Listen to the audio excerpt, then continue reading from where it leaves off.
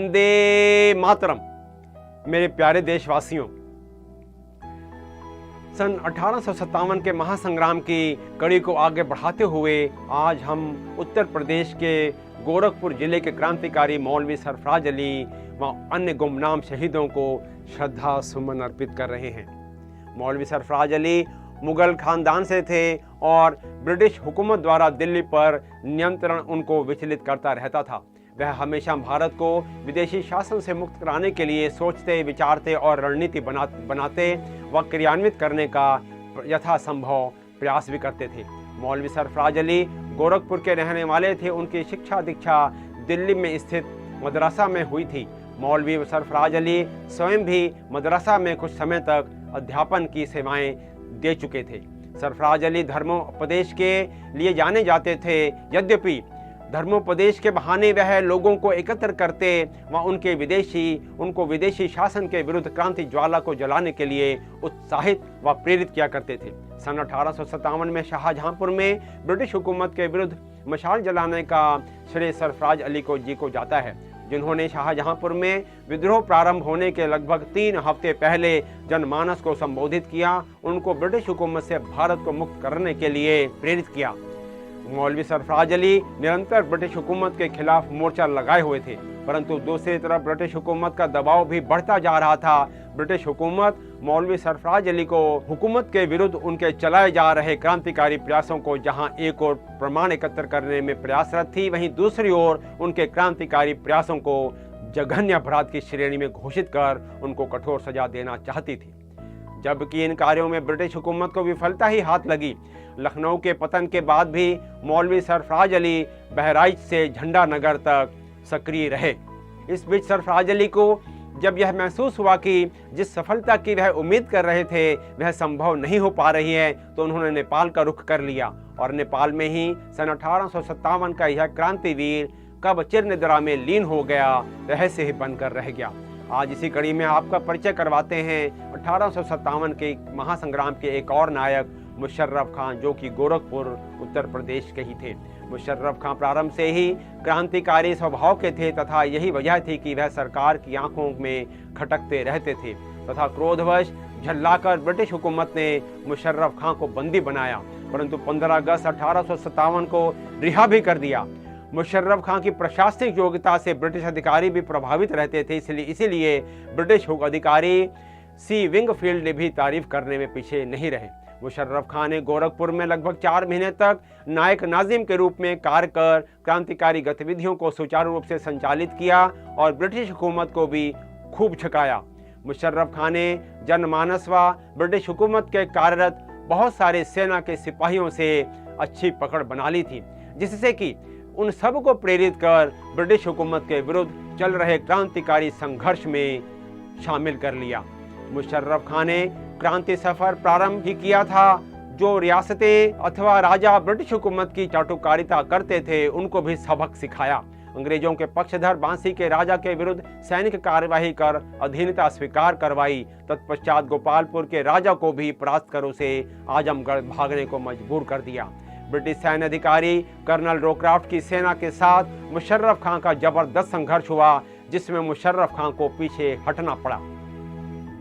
आजमगढ़ के महसों की रानी, जो कि क्रांतिकारियों के साथ सक्रिय थी, ब्रिटिश हुकूमत से शांति वार्ता चाहती थी। इसी शांति वार्ता को आगे बढ़ाने के लिए रानी ने मुशर्रफ खान को ब्रिटिश हुकूमत के पास अपना प्रतिनिधि बनाकर भेजा, परंतु ब्रिटिश हुकूमत ने धोखे से मुशर्रफ खान को बंदी बना लिया।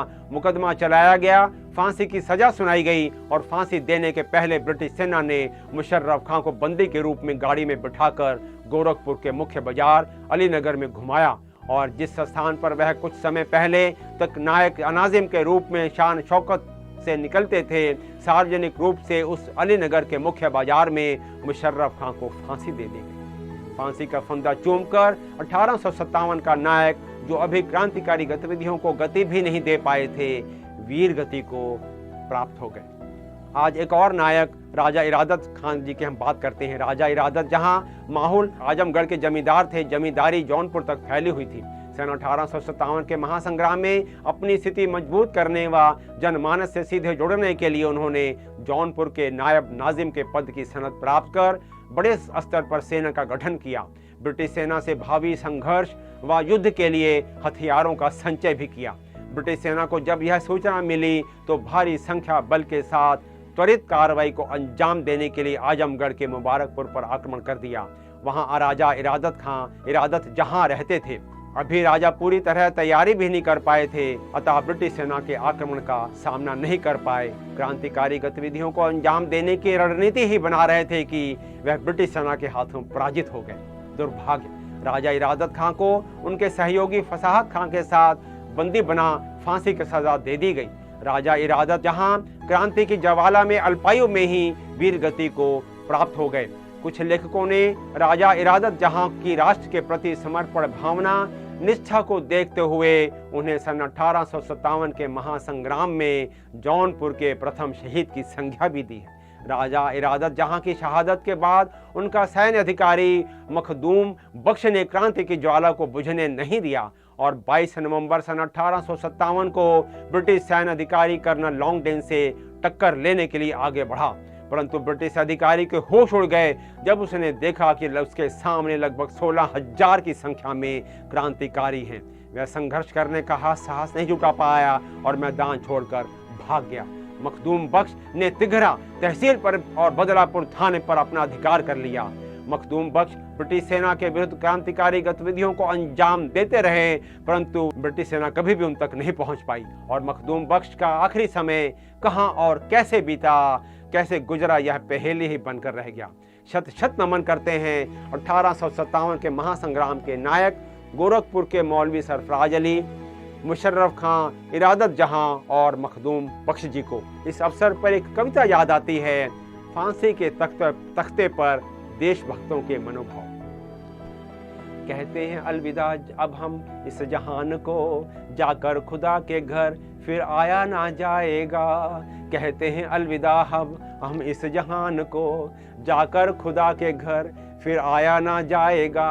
अहले वतन अगरचे हमें भूल जाएंगे, अहले वतन अगरचे हमें भूल जाएंगे, अहले वतन को हमसे भुलाया ना जाएगा। जुल्मों सितम से तंग ना आएंगे हम कभी, हमसे सरे नियाज झुकाया ना जाएगा। इससे ज़्यादा और सितम क्या करेंगे वह, इससे ज़्यादा उनसे सताया ना जाएगा। हम जिंदगी से रूठकर बैठे हैं जेल में, अब जिंदगी को हमसे मनाया ना जाएगा।